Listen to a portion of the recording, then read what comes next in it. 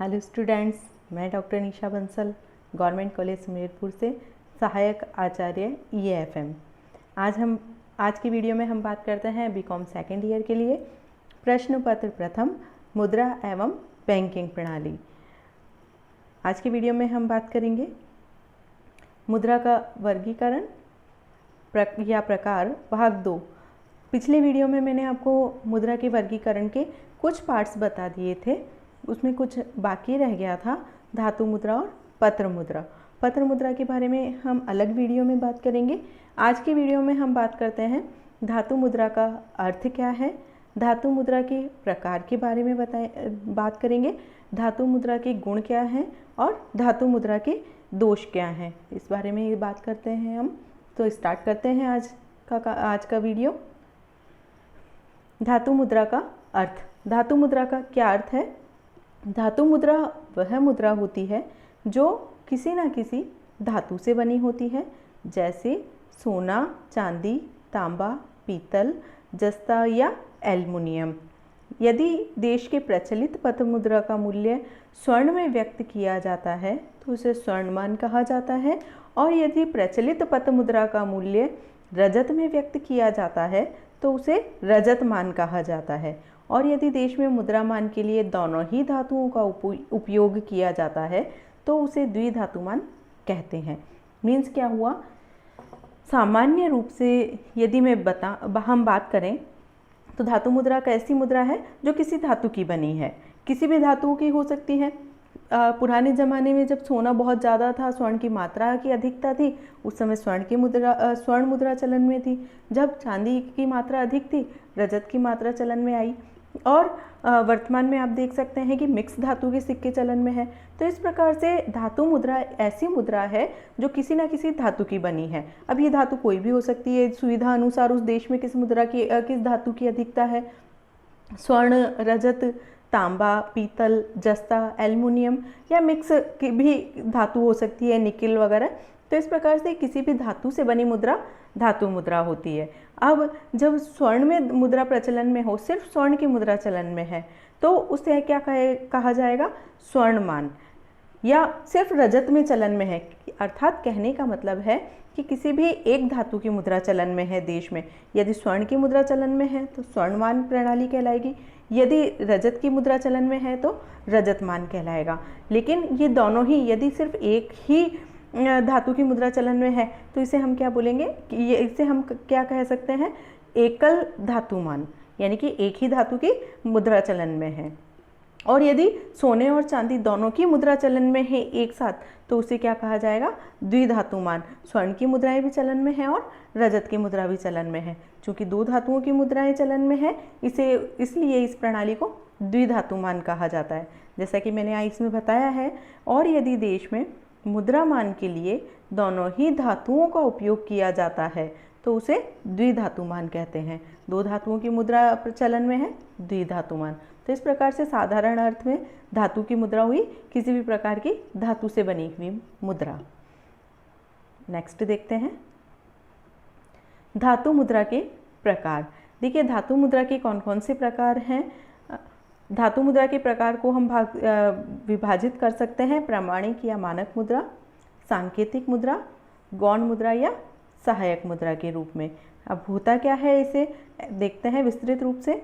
First है प्रामाणिक या मानक मुद्रा। प्रामाणिक या मानक मुद्रा क्या होती है?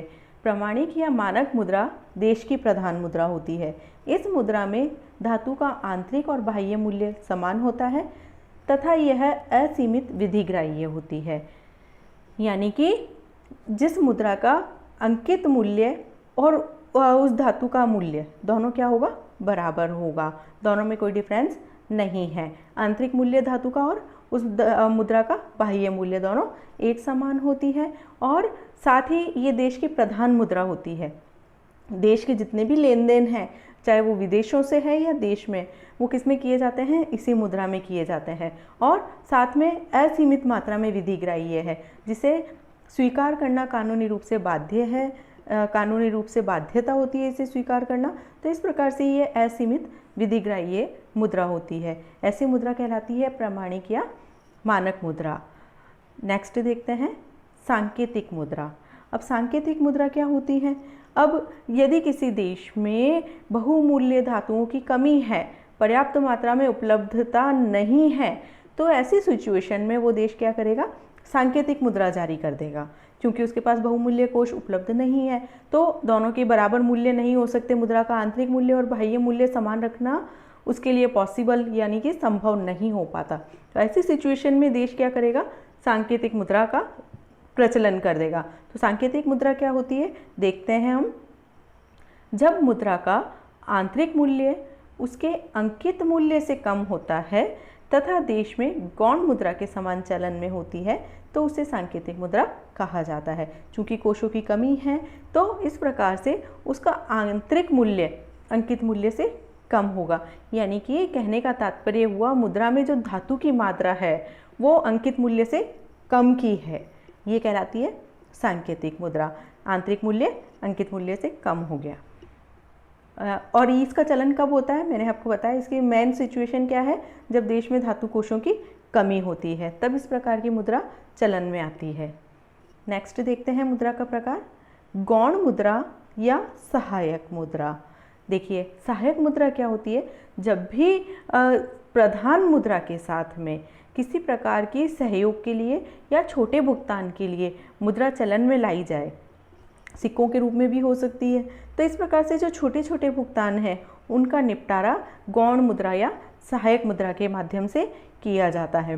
जैसे कि आपने देखा होगा कि भारत में बड़े भुगतान किस में किए जाते हैं? करेंसी नोटों में, बैंक नोट जो मैंने आपको बताया था 2 रुपये से लेके 2000 रुपये तक के जितने भी नोट हैं वो बड़े भुगतान के काम में लिए जाते हैं। इसके अलावा जो सिक्के हैं, पहले पुराने समय में 1 पैसे, 2 पैसे, 3 पैसे, 5 पैसे, 10 पैसे, 20 पैसे और 25 पैसे के सिक्के चलन में थे। शायद आप लोगों ने भी देखा होगा 1 रुपये का तो चलन में है, 50 पैसे का सिक्का, 1 रुपया, 5 रुपये और 10 रुपये के सिक्के। तो वर्तमान में 1 रुपये, 2 रुपये, 5 रुपये और 10 रुपये के सिक्के चलन में हम देख सकते हैं। तो ये सिक्के फुटकर भुगतानों के रूप में काम आता है। छोटे छोटे यदि किसी भी प्रकार का भुगतान करना है, छोटी वस्तुएं खरीदनी है, तो इन सिक्कों के माध्यम से हम आसानी से खरीद सकते हैं। तो इस प्रकार से गौण और सहायक मुद्रा क्या हुई? छोटे छोटे फुटकर भुगतानों के निपटारे में सहायक होती है। भारत में 1, 2, 3, 5, 10, 20 या 25 पैसे के सिक्के गौण मुद्रा है, जो बड़ी मुद्रा के साथ में एक सहायक के रूप में कार्य करती है। यदि आपको किसी भी प्रकार का पेमेंट करना है, उसमें छोटा पेमेंट और साथ में ऐड हो गया, तो वो किससे करेंगे? हम चिल्लर से। एग्जाम्पल के लिए बताती हूँ। यदि आपको 22 रुपये का भुगतान करना है तो 20 रुपये का एक नोट काम आएगा और 2 रुपये की उसके साथ में चिल्लर काम आ गई। तो इस प्रकार से ये एक सहायक के रूप में कार्य कर रही है। तो ये हम धातु मुद्रा के प्रकार में हम सम्मिलित करते हैं। तो इस प्रकार से 3 प्रकार हमने देखे, प्रामाणिक या मानक मुद्रा, सांकेतिक मुद्रा, गौण या सहायक मुद्रा। नेक्स्ट देखते हैं हम धातु मुद्रा के गुण। देखिए धातु मुद्रा के क्या गुण हैं? सबसे पहला गुण है इसका जन विश्वास बना रहता है। क्योंकि धातुओं की बनी है, आंतरिक मूल्य बाह्य मूल्य दोनों समान है, इसलिए जनता का इसमें विश्वास बना रहता है। मूल्य स्थायित्व, जब तक धातु नहीं है सरकार के पास तब तक वो सिक्कों का निर्गमन नहीं कर सकती। तो सिक्कों का निर्गमन करने के लिए सरकार के पास धातु का होना आवश्यक है और उसका आंतरिक बाह्य मूल्य बराबर है। और साथ ही सरकार बहुत अधिक मात्रा में एकदम से मुद्रा का निर्गमन नहीं कर सकती, इसीलिए मूल्य स्थायित्व बना रहता है। कीमतों में किसी भी प्रकार का उतार चढ़ाव नहीं हो पाता, क्योंकि सरकार बहुत अधिक एक्सेस मात्रा में निर्गमन नहीं कर सकती जब तक कि उसके पास धातु की उपलब्धता नहीं हो। इसीलिए इस प्रकार की मुद्रा प्रणाली में अर्थात धातु मुद्रा प्रणाली में मूल्य स्थायित्व बना रहता है। कीमतों में बहुत ज़्यादा फ्लक्चुएशंस या उतार चढ़ाव नहीं होते। नेक्स्ट देखिए, मुद्रा प्रसार का भय नहीं रहता। इस धातु मुद्रा प्रणाली की सबसे बड़ी विशेषता है, सबसे बड़ा गुण है कि इस प्रणाली में मुद्रा प्रसार का भय नहीं रहता। मुद्रा प्रसार का तात्पर्य मैंने आपको बताया भी था कि कीमतों में बहुत ज़्यादा वृद्धि होना। लेकिन कीमतों में वृद्धि कब होती है? जब अर्थव्यवस्था में मुद्रा की मात्रा में बहुत अधिक मात्रा में वृद्धि हो जाती है। क्योंकि पत्र मुद्रा प्रणाली में सरकार को मुद्रा निर्गमन के पीछे किसी प्रकार के कोष रखने की आवश्यकता नहीं है। इसीलिए उस पत्र मुद्रा प्रणाली में बहुत अधिक मात्रा में नोटों का निर्गमन किया जा सकता है और उस सिचुएशन में अर्थव्यवस्था में मुद्रा की मात्रा में वृद्धि होती है और मुद्रा प्रसार का भय बना रहता है। जबकि धातु मुद्रा प्रणाली में चूंकि जब तक धातुओं की मात्रा उपलब्ध नहीं है सरकार के पास, तब तक मुद्रा का निर्गमन नहीं किया जा सकता, इसीलिए मुद्रा प्रसार का भय नहीं रहता। जब एक्सेस मुद्रा मार्केट में अवेलेबल नहीं है, मुद्रा की पूर्ति में वृद्धि नहीं हो सकती बहुत ज़्यादा, तो इसका इफेक्ट होगा कि कीमतों में वृद्धि भी बहुत अधिक मात्रा में नहीं होगी, कीमतों में स्थायित्व बना रहेगा, एक स्टेट रहेगी जिसको हम बोल सकते हैं, बिल्कुल उसमें बहुत ज़्यादा उतार चढ़ाव नहीं होंगे। नेक्स्ट देखते हैं, धातुओं को मुद्रा के लिए बार बार प्रयोग किया जा सकता है। पत्र मुद्रा में मैंने आपको बताया था कि पत्र मुद्रा में शीघ्र नाशवान है, कट सकती है, फट सकती है, जल सकती है। एक बार नोट खराब होने के बाद उस कागज़ का कोई उपयोग नहीं रह जाता, उसको पुनः किसी भी कार्य में उपयोग नहीं किया जा सकता।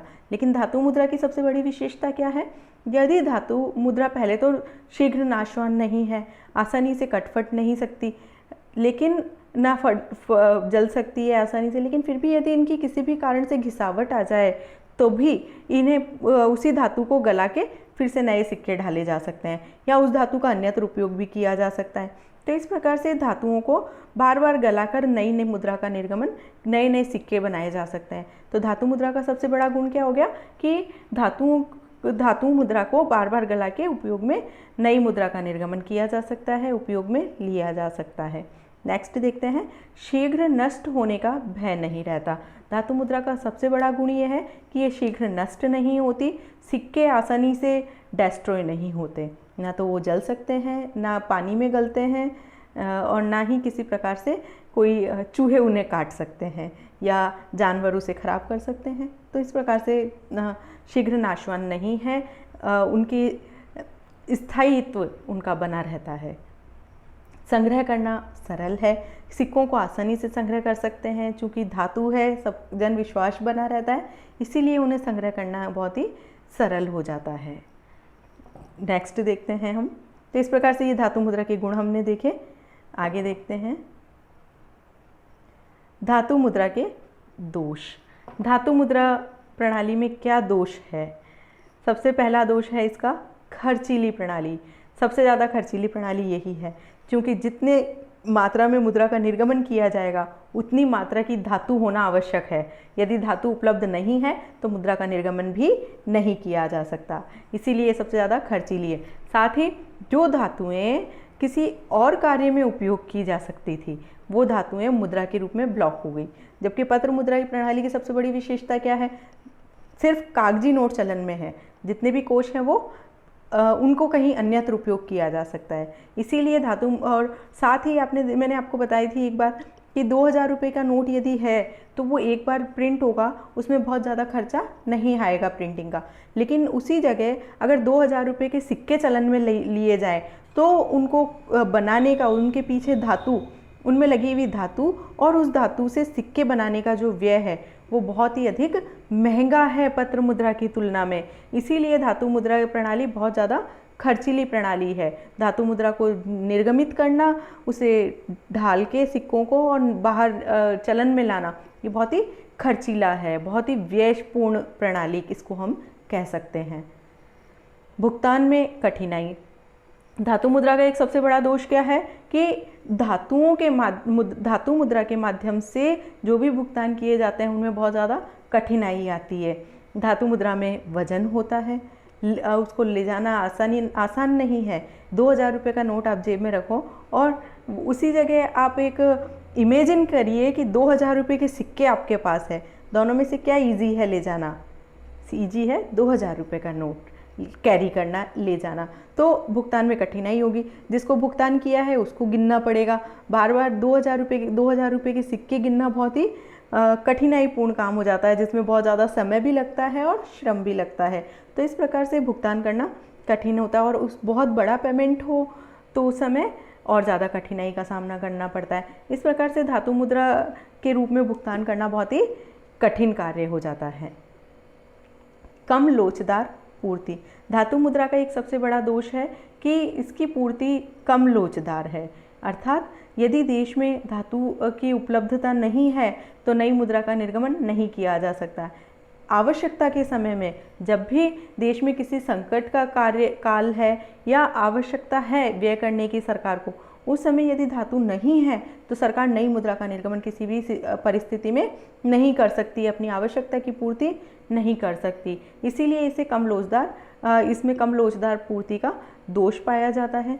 जबकि विकासशील देश को विकास करने के लिए सबसे अधिक आवश्यकता होती है मुद्रा की, तो विकासशील देशों के लिए धातु मुद्रा प्रणाली उपयुक्त नहीं है। उसे अपने विकास कार्यों के लिए धातु मुद्रा प्रणाली में पैसा प्राप्त नहीं हो सकता। उसके पास वैसे ही पैसा कम है, धातुओं की उपलब्धता नहीं होती, तो उस समय उसके लिए और पैसा प्राप्त करना कठिन कार्य हो जाता है। इसीलिए कम लोचदार पूर्ति रहती है इनकी।